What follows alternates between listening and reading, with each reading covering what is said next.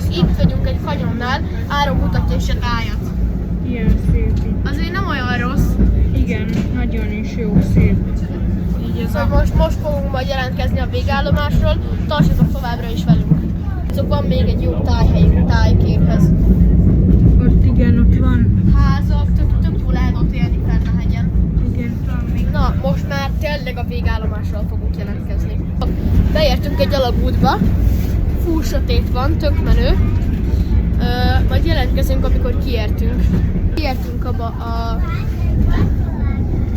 helyből, láthattátok, vagy jelentkezünk a végállomásra. Elkezdtünk a végállomásra, úgyhogy elköszönünk, sziasztok!